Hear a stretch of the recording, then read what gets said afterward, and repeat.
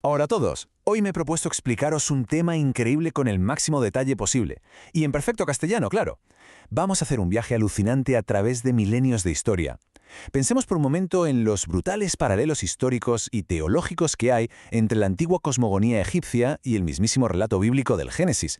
Es que es un recorrido que nos lleva desde enormes y pesados bloques de granito negro hasta la tremenda fragilidad de los papiros antiguos. Y lo mejor de todo es descubrir cómo algo tan simple como el concepto de hablar revolucionó de arriba a abajo la forma en que nuestros antepasados entendían el origen del universo. ¡Arrancamos! Bueno, nuestra hoja de ruta para este análisis es bastante clara y vamos a saltar por miles de años de evolución religiosa.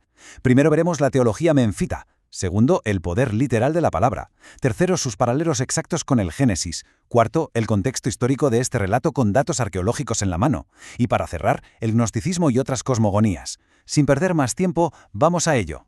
Punto número 1. La teología menfita. Desenterrando las raíces de la creación en el Antiguo Egipto. Vámonos directos al Reino Antiguo. A ver, fijaos en las dimensiones de esto. Estamos hablando de la piedra de Shabaka, un bloque bestial de granito negro que mide 92 por 137 centímetros y que hoy podéis ver en el Museo Británico. Fue encargada ya por el 710 a.C. por el rey Shabaka de la dinastía 25. Y lo curioso es que el propio rey cuenta en el texto que mandó tallar la piedra con muchísima urgencia porque el documento original, que era un papiro superantiguo del Reino Antiguo, se estaba pudriendo. Literalmente se deshacía y había que salvar esa información como fuera. Y ojo a lo que lograron rescatar, porque al leer las inscripciones nos encontramos con esta joya. Ptah crea la Eneada, solo con dientes y labios. Ptah solo tuvo que hablar y la Eneada vino a la existencia. Es un giro brutal. Nos está diciendo que el Dios Supremo, Ptah, no se puso a crear el mundo sudando la gota gorda, ni con batallas cósmicas, ni con un tremendo esfuerzo físico. ¿Qué va? Lo hizo con el puro poder de su pensamiento y de su palabra articulada, dientes y labios, que vienen a ser las herramientas físicas del intelecto.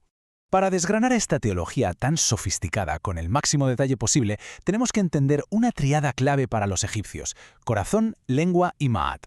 Para ellos, el intelecto, la moral y la personalidad no estaban en el cerebro, sino en el corazón.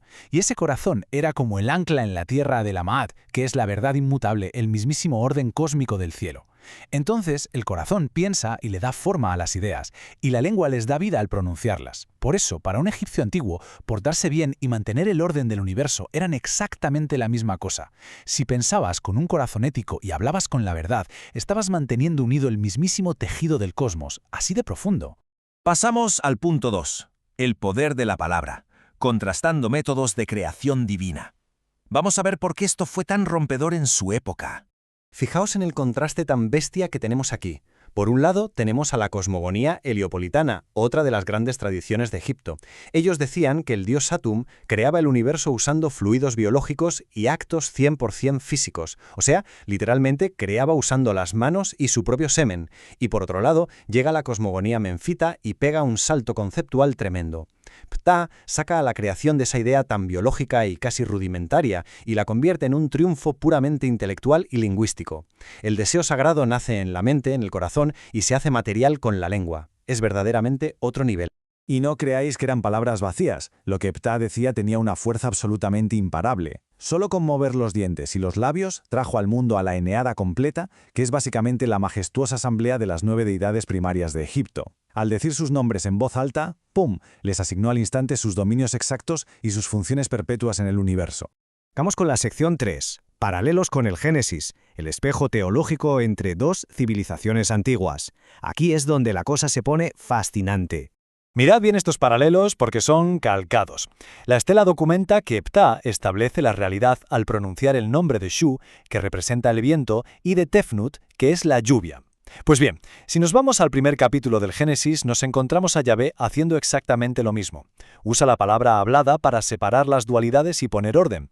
Llama a lo seco tierra y a la gran masa de agua la llama mares. ¿Veis el patrón? Ambas deidades supremas usan el lenguaje, el hecho de nombrar las cosas deliberadamente para aplastar el caos primigenio y establecer un orden matemático. Dar nombre en ambas culturas no es poner una simple etiqueta, es dar vida, dar un propósito definitivo y otorgar un lugar ordenado en el universo.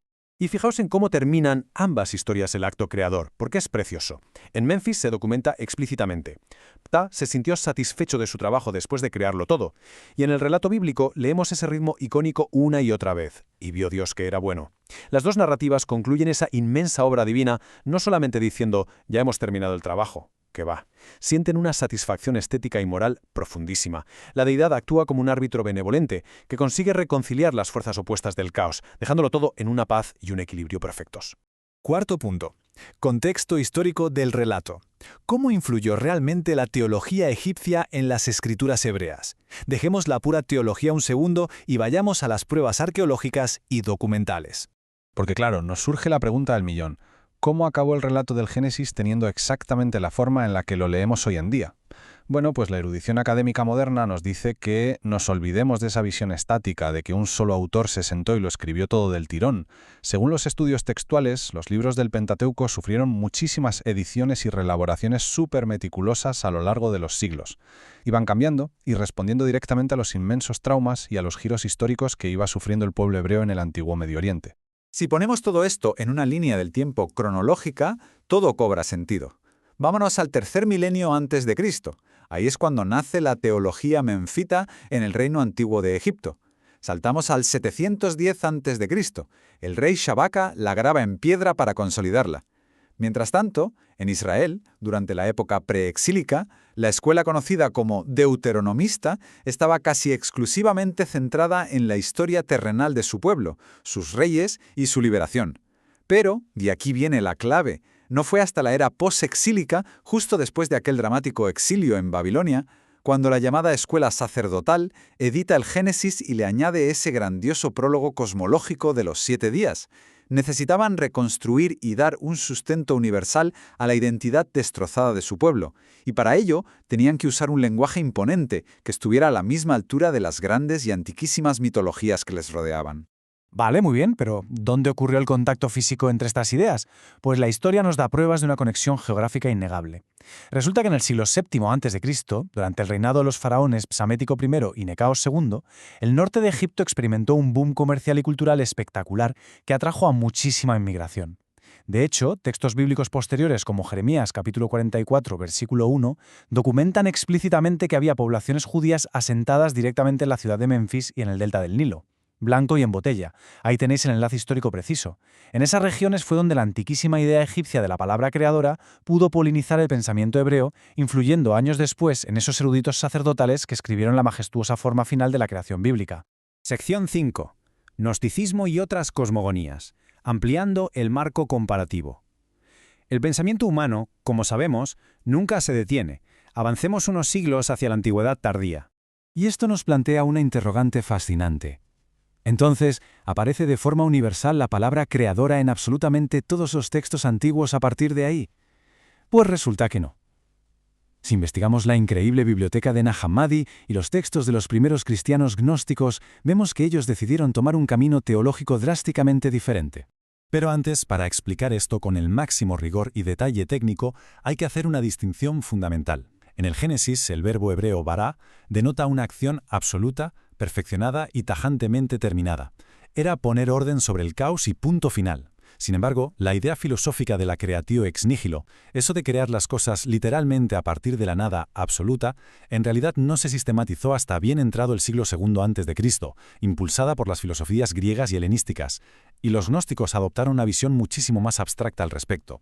Fijaos en este texto de Nag Hammadi. A diferencia de esa acción directa y verbal de crear nombrando que vimos en Egipto y en Israel, los primeros gnósticos pensaban en términos de pura emanación, con un claro tinte panteísta.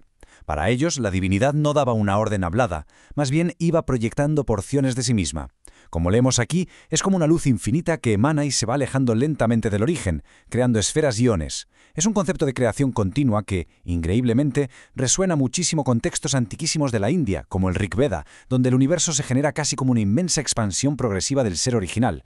Y bueno, llegando ya al final de nuestro minucioso recorrido, es imposible no quedarse reflexionando sobre todo esto. Hemos visto que para aquellos antiguos sacerdotes en Memphis o para los redactores hebreos tras el amargo exilio, nombrar la realidad no era simplemente poner una etiqueta práctica a las cosas, era el acto sagrado y definitivo de crear orden frente al terrorífico caos. era dotar de vida material al puro pensamiento ético. Y si esta majestuosa idea de la palabra como un motor constructivo logró sostener a civilizaciones inmensas durante miles de años, nos obliga a hacernos una pregunta muy seria. ¿Cómo continúa el lenguaje que usamos todos nosotros cada día construyendo, ordenando o incluso destruyendo la realidad en la que vivimos hoy? Es un pensamiento profundo y brutal para llevarnos a casa, ¿verdad? Muchísimas gracias por habernos acompañado en este análisis a fondo. Esperamos seguir explorando juntos muy pronto los grandes y alucinantes misterios de nuestra historia humana. Hasta la próxima.